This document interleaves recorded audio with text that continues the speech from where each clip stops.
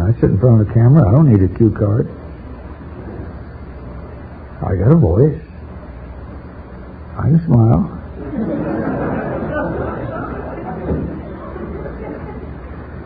I got enough white hair to look sage and wise.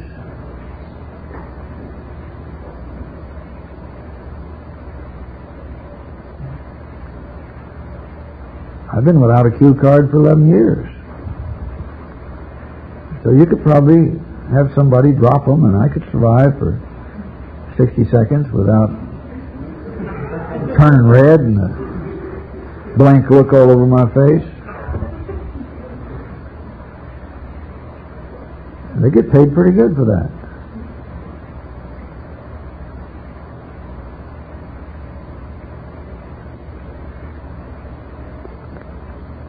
Lancelot Andrews gave up his mastership to become chaplain in ordinary to Queen Elizabeth, and that was on her when we changed about 20 minutes ago.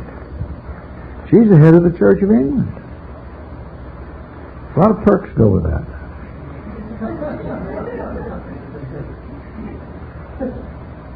You know, the king doesn't do that much, and the queen don't do that much for England.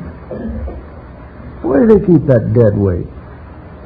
You know how many poor could be fed if they'd eliminate the crown? They could sell their stamp collection for enough to feed all the poor in Los Angeles for a week or two. Castle after castle. I have a friend that's a stamp collector. Has a PhD in economics. One of the more astute of the collectors that I know in this world. He's on the board of a bank, which tells you something of his financial strength. In England, he lives in the East. And he flies over regularly for board meetings. And he's always stayed in an apartment complex in England.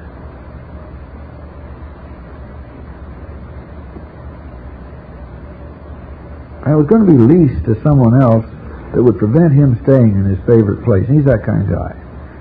He collects art. He has one of the finest collections of Eastern American artists in the world. He discovered that it was going to be leased and he couldn't stay in his favorite place. And he's not poor. So he made all the necessary inquiries with his prestige as a member of the board of the bank. He wanted to buy the place.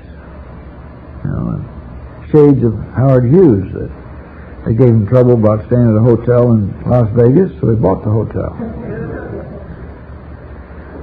But it didn't work. He was informed as he made the necessary inquiries through the layers of information that it belonged to the crown. Not for sale, friend.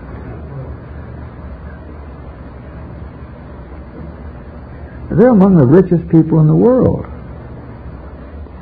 They had a church. One of the princes, if you'll recall, was in the news a few years back for having an affair with a girl in one of the Caribbean islands, staying there with her, that had done a few X-rated movies. Remember that? He's in line to be the head of the church. If his brother doesn't make it, the Church of England. I mean, what's fair is fair, friend. I think it's kind of cowardly of the news media to pick on Jimmy the Little. If they're fighting for principle, why don't they go for the big guys? I hate bullies that like to kick somebody that's down and that they think can't fight back. Why don't they take on the King of England and the Pope?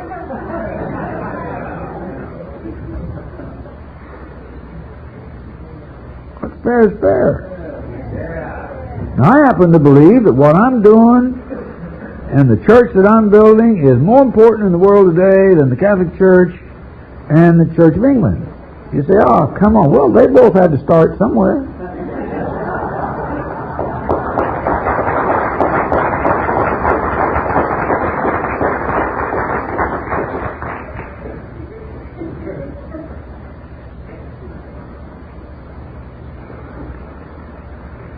talking about power. The reason they don't take on the Pope and the reason they don't take on the Church of England is they're both bigger than NBC.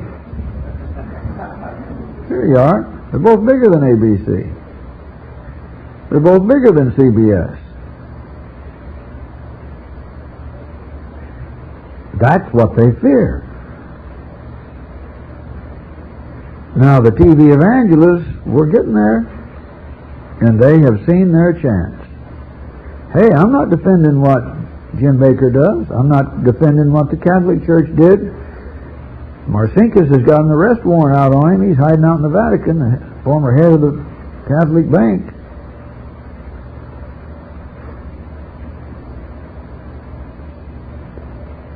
I'm not defending what Cody did in Chicago.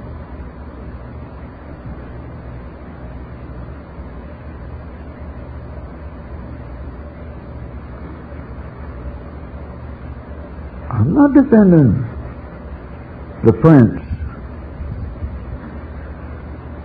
having an affair with a racy woman.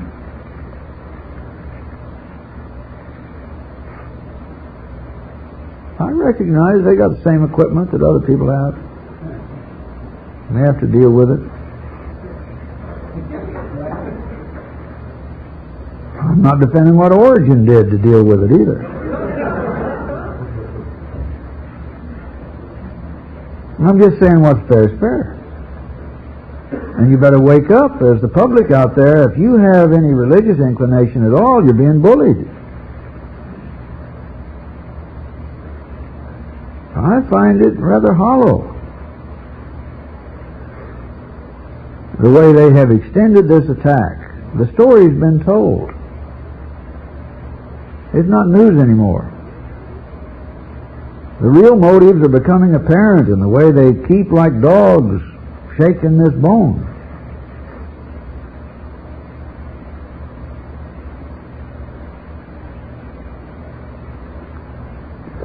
The issue is the right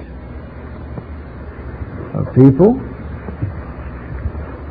to identify the position of the leaders of their faith and give to them perks that testify to the value judgment of the people. And I've taught, before this crisis came up, I used to teach church leadership at a college.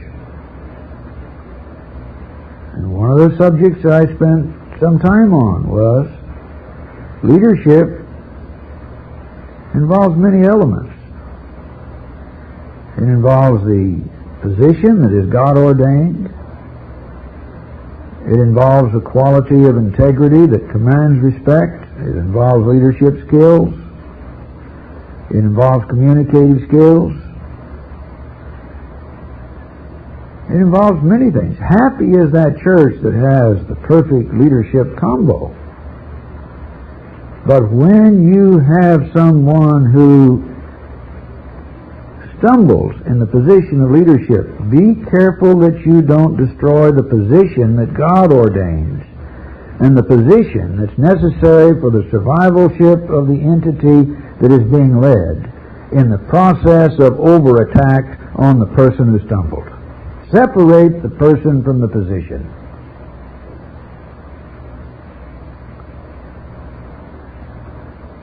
PTL would have been much better off to have chosen a substitute or a successor leadership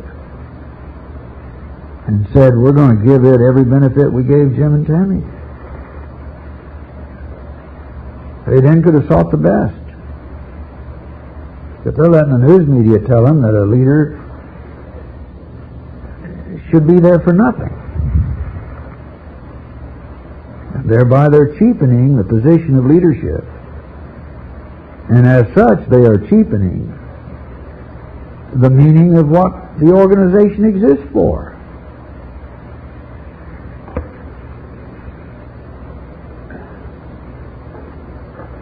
I mean, there have been a lot of people complaining that examination of the books, they don't give much to missionaries. Well, I guess they've given more to missionaries than the news media has. I mean, I'm really interested in this. I find it really ironic, this sudden concern of the news media for giving the missionaries. They're just looking for things to criticize. He gave up his mastership to become chaplain in ordinary to Queen Elizabeth, who delighted in his preaching and made him prebendary of Westminster and afterwards dean of that famous church. That's quite a church, too, at Westminster, you know. Westminster Abbey. I wonder what that would sell for. I mean, you know, they could move the people that are buried there to a pauper's grave as a proper testimonial. Let's dig up David Livingston and move him out to a pauper's graveyard as a testimonial to what a minister should, you know, you should keep your whole testimony going. I mean, if you're to be a pauper in life, don't ruin your testimony by being buried in Westminster Abbey. Man, put your bones in a humble place.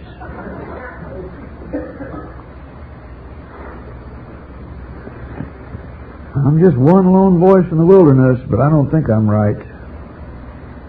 I know I'm right. And somebody better continue to set the record straight. All that is happening is people of faith are testifying to the value and dignity of that which symbolizes, as the spokesman, the meaning of their faith. You put it in a Volkswagen, you are saying something about what that ministry is worth. I've seen these little bugs all over the world. You know, they're good cars. One of the 10 best built cars in the world. I don't see many kings driving them. Don't see many Arab sheiks driving them. In spite of the fact that they're probably better cars for the desert than some of these Biographical monsters.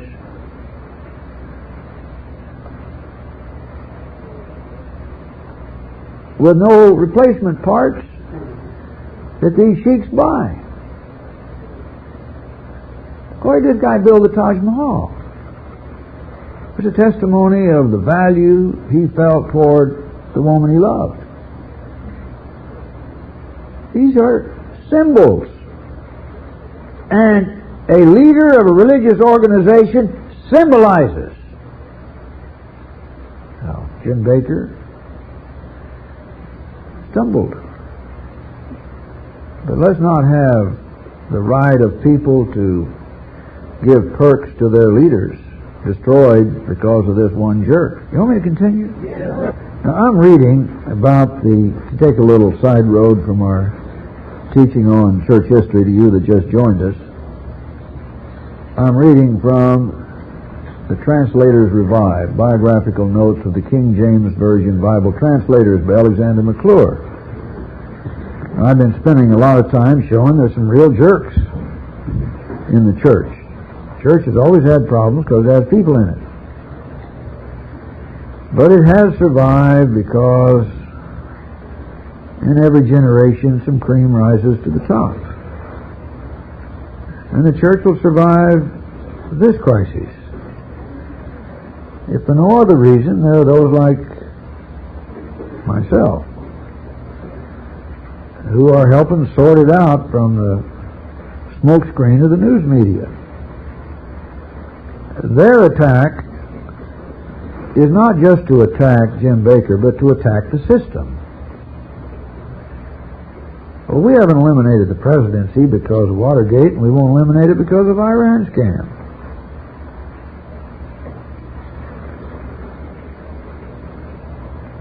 And I notice the news media is lamenting the fact, finally, that just maybe Watergate, Iran scam, the Wall Street scandal, Boski, the scandal in the colleges and the sports area, the payoffs, and now the television evangelist scandal, just might reflect a departure from the teaching of values in the schools. The news media is finally waking up. That's what my ministry is all about. Inspiring a testimony of value. And the point I'm making tonight is the right of church people to symbolize the value that they place in God's gifts to them is absolute in this country. It's a constitutional right. And the Ephesian letter says God gave some apostles, prophets, evangelists, pastors, and teachers. Now, people that are in love with rock music idolize their rock stars and pay big money and make them rich. The news media plays their games.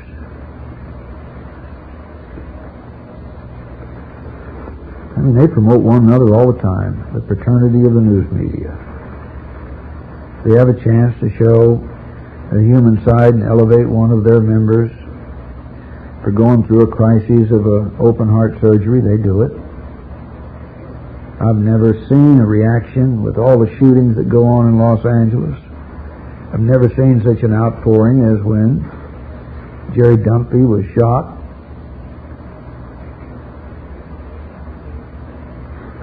With the girl in the car with him. Nobody questioned that. But other people get shot and they don't get that attention.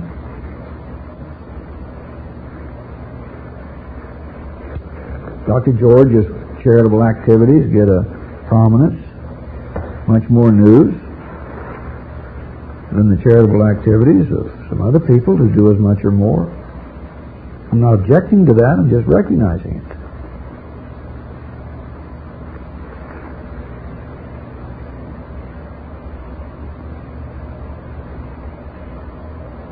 One of their members breaks a leg on one of their programs, and we get it in our living rooms with the kind of coverage that creates heroes, hero worship.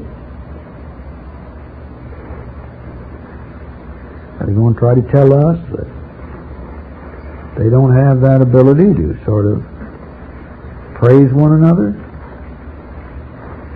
I listened to Connie Chung on The Tonight Show,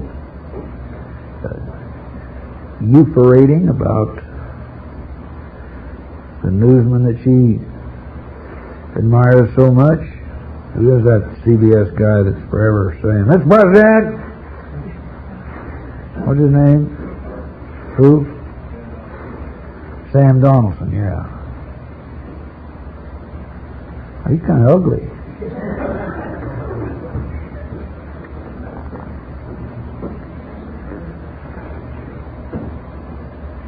You can tell me they're not chasing their egos. Their agents get more than some pastors get. I just don't like the attack on the ministry that suggests that all ministers are retards and dopes and second-rate citizens who, at best, are robbing from the poor to even be fed.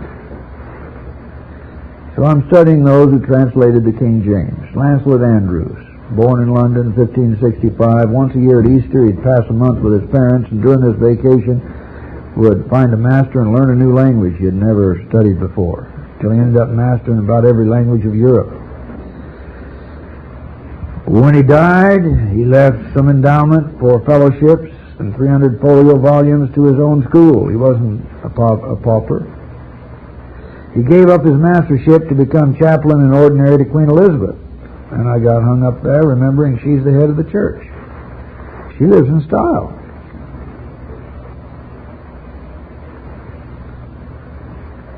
Made him prebendary of Westminster and afterwards dean of that famous church.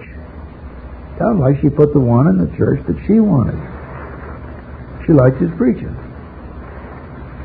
Westminster Abbey is a bright, smart little cottage. In the matter of church dignities and preferments, that's another word for perks.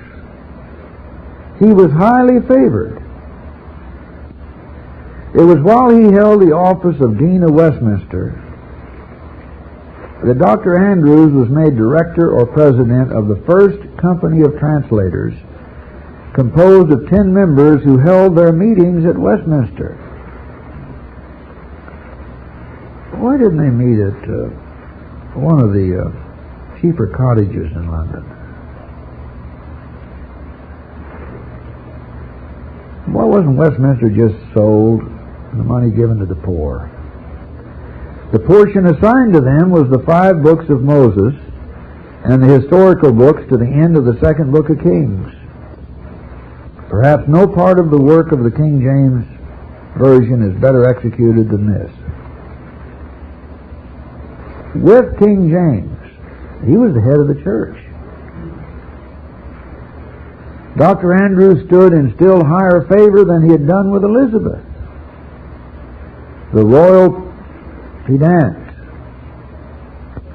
had published a defense of the rights of kings in opposition to the arrogant claims of the popes.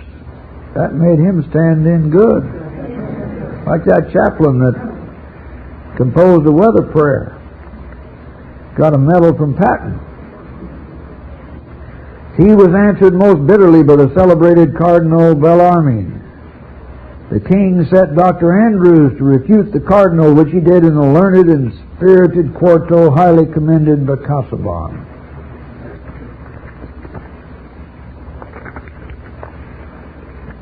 To that quarto the cardinal made no reply. For this service the king rewarded his champion by making him Bishop of Chichester, to which office Dr. Andrews was consecrated November 3rd, 1605. This was soon after his appointment to be one of the translators of the Bible. He accepted the bishopric with great humility, having already refused that dignity more than once. The motto graven on his episcopal seal was the solemn exclamation, quote, "And who is sufficient for these things?" End quote. At this time, he had an episcopal seal, friend.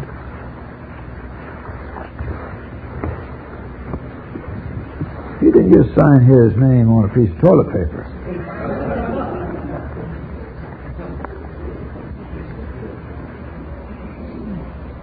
At this time, he was also made Lord Almoner to the king, a place of great trust, in which he proved himself faithful and uncorrupt.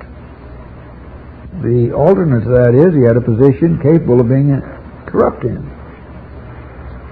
Don't mix the position with the man. Some do it good, some don't do it so well. In September 1609, he was transferred to the bishopric of Ely, and he was called to His Majesty's Privy Council. That is not a bathroom. In February 1618, he was translated to the bishopric of Winchester, which, if less dignified than the archiepiscopal see of Canterbury, was then much more richly endowed.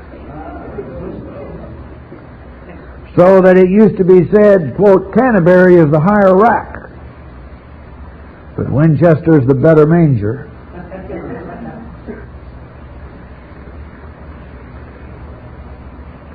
At the time of his last preferment, Dr. Andrews was appointed Dean of the King's Chapel, and these stations he retained till his death.